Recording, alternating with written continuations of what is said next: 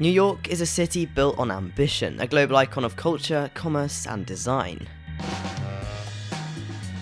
But its biggest airport hasn't quite kept up. For decades, John F. Kennedy International Airport has been one of the world's busiest gateways, and one of the most frustrating to pass through. Flooded terminals, chaotic queues, and an aging patchwork layout have created a welcome that feels anything but world-class. Once celebrated as a marvel of mid-century architecture, JFK today is a symbol of what happens when a jet-age airport struggles to evolve with the modern world. Its terminals are disconnected, its systems outdated, and its reputation, well, turbulent. But now all of that is about to change.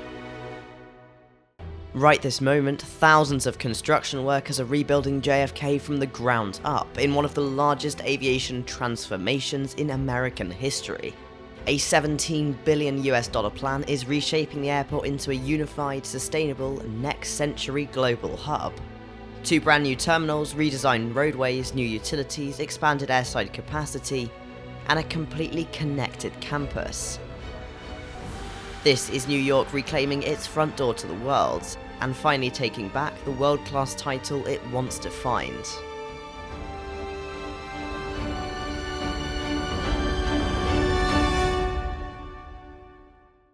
So when Idlewild Airport first opened in 1948, its mission was simple: relieve LaGuardia, which was already overwhelmed by post-war travel.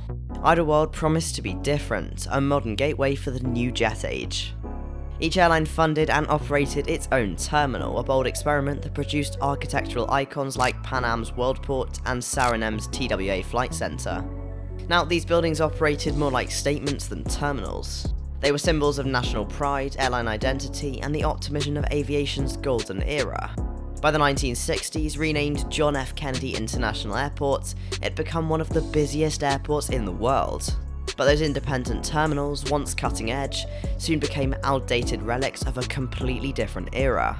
Multiple check-ins, separate baggage halls, and individual security checkpoints worked in the 1960s. They don't work in an airport serving 70 airlines and over 60 million passengers a year. So unlike modern airports built around a unified central complex, JFK evolved into a network of islands linked only by looping roadway and the air train. 5 active terminals, each owned by different airlines, made the airport feel fragmented, confusing, and inefficient. A flight might only land a few hundred meters from another terminal, yet reaching it could require a 10-minute train ride and a second security screening. And simply getting to the airport, well, that's a challenge on its own. Surrounded by some of the most congested highways in the region and frequently impacted by coastal weather, JFK has consistently ranked among America's most delay-prone hubs. What was once a futuristic symbol of aviation became a case study in what happens when city growth outpaces infrastructure, and the airport meant to serve it. With annual passengers predicted to reach 90 million by 2040, the need for a complete rethink became impossible to ignore. And finally, New York decided to act. So in 2022, the Port Authority of New York and New Jersey launched a $17 billion master plan. A sweeping rebuild aimed at transforming JFK into a united, world-class international gateway. At its core are 4 major projects. First, the new Terminal 1, the flagship and the largest project in JFK's history. Then Terminal 6, adding major capacity on the north side and expanding JetBlue's footprint. There's also upgrades to Terminals 4 and 8 and a complete overhaul of the roads, utilities and transit systems that connect everything together.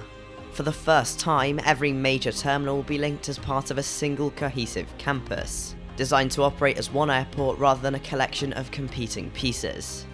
This plan takes lessons from LaGuardia's impressive transformation, but at a far greater scale. When complete, JFK will be capable of handling over 100 million passengers a year, placing it alongside Heathrow, Dubai and Hong Kong in global capacity. The funding for all this will come from public-private partnerships, with groups like Carlyle, Ferrovial, JLC Infrastructure and Vantage Airport Group spearheading delivery. But at the heart of the transformation is one project in particular: the new Terminal 1. Replacing Terminals 1 and 2 and the former T3 site, the new Terminal 1 will span 2.5 million square feet, becoming JFK's largest terminal by far. With 23 gates, a vast arrivals and departures hall, expanded customs facilities, and open concourses designed around daylight and long sightlines, NTO is being built to redefine the passenger experience. Designed by Gensler, NACO, Thornton Tomasetti, and WSP, its transparent facades, curved roofline, and high-volume spaces bring natural light deep into the building. A deliberate contrast to JFK's dark, narrow, decades-old concourses. From the moment passengers step inside, they'll see straight through to the airfield, creating a sense of openness that reconnects the airport to the sky it serves. And at $9.5 billion, NTO is one of the most ambitious terminal projects in the country. Biometric boarding, next-generation security, and AI-driven gate management will enable smoother operations and shorter processing times. Behind the scenes, high-speed baggage systems and adaptive HVAC networks will scale up or down automatically based on flight schedules. And crucially, NTO is built for resilience. A rooftop microgrid powered by one of New York's largest solar arrays will allow the terminal to continue operating independently during a power outage. In a city known for extreme weather and grid strain, that makes NTO a first of its kind for New York aviation. Construction is being delivered in phases to avoid major disruption. The first departures hall and initial gates are expected to open in 2026, with full completion targeted for 2030. Already, steelwork rising across the footprint of the former Terminal 2 marks the beginning of JFK's new skyline. And just north of NTO, a second major project is reshaping the airport, the new Terminal 6. Stretching 1.2 million square feet, this $4.2 billion development adds 10 new gates, a unified check-in hall, and a centralized security area designed to cut down on congestion. Its bright, open interiors continue the design language of the new Terminal 1, creating a visual and operational connection across the campus. Most importantly, Terminal 6 will link directly to JetBlue's Terminal 5, finally allowing seamless airside transfers without passengers needing to leave the secure zone. Construction began in 2023 and the first gates open in 2027, with full completion in 2028. Together, Terminals 5 and 6 will form one of the most modern domestic international transfer hubs in the United States, giving JetBlue a competitive foothold in the region. But the part of JFK's rebuild most travellers will notice isn't the terminals themselves, it's what connects them. For years, the airport's internal road system has been notoriously confusing. 5 overlapping loops, multiple branching intersections, and complex entry points that frequently get clogged during peak hours. Now, engineers at Parsons Corporation are rebuilding the entire roadway network from scratch, the largest airside-landside integration project JFK has ever attempted. 5 loops are being reduced to 2, bridges and ramps are being realigned, traffic flows are being simplified and separated, and a network of intelligent traffic systems will help maintain smooth passenger movement even during peak congestion. At the centre of it all is the new $1.2 billion Ground Transportation Centre, a multi-level hub with nearly 2,000 parking spaces, EV charging, and direct pedestrian access to Terminal 1 via a 122-metre solar canopied bridge. Below the surface, decades-old utilities are being replaced. New drainage, stronger electrical networks, expanded fibre routes, and upgraded water systems, the infrastructure that keeps the entire airport running. Delivering this inside a functioning airport requires extraordinary precision. To reduce strain on neighbourhood streets, construction teams are using barges to transport sand, concrete, and steel via Jamaica Bay, avoiding nearly 300,000 truck trips over the lifetime of the project. It's one of the largest marine logistics operations ever used in a US airport redevelopment. This invisible infrastructure may not appear in glossy renderings, but it's the foundation that will ensure JFK remains efficient long after the terminals open. Rebuilding JFK while keeping it operational is its own engineering feat. And with over 1,400 daily flights, closure is not an option. Every construction zone sits meters from active taxiways, deliveries moved in timed windows between aircraft movements, and an integrated operations centre coordinates airfield access in real time. Even the air train must remain functional throughout most of the rebuild, with short closures substituted by shuttle buses. Inside terminals, contractors rely on modular components, acoustic barriers, and temporary walls to minimise disruption, a strategy refined during LaGuardia's transformation. Every day, around 150,000 people pass through what is effectively a live construction site, and most barely notice. Beyond architecture and engineering, JFK's rebuild is designed for the future. Sustainability features across the airport are extensive.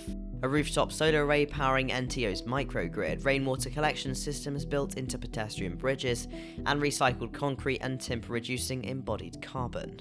JFK is not just being rebuilt, it's being reimagined for a changing climate and a new century of air travel. And this project completes something extraordinary, a full transformation of New York's aviation network. LaGuardia, once ranked among the worst airports in America, now features bright, modern terminals that have earned global recognition. Newark opened a new Terminal A that has reset expectations across the Hudson. And now JFK, the city's most iconic airport, is undergoing its long-awaited rebirth. These projects send a clear message that even with aging infrastructure and complex politics, New York can still build at a world-class level. The economic impact is enormous, tens of thousands of jobs, billions in regional output, and a stronger flow of travel and tourism. But the biggest change is perception. Instead of dark, disconnected concourses, passengers will experience a campus that feels cohesive, intuitive, and unmistakably New York. Complete with public art, local restaurants, and architecture that celebrates the city. For decades, American airports have lagged behind global peers in cities like Singapore, Seoul, and Doha. Now, projects like JFK's shows us that the US aviation landscape is beginning to turn a corner. So for the millions arriving in New York each year, the welcome is being completely rewritten. For decades, JFK represented two very different versions of New York. The one that led the world and the one that struggled to keep pace with it. Ambitious, chaotic, historic, and long overdue for renewal. Now that renewal is rising in steel and glass.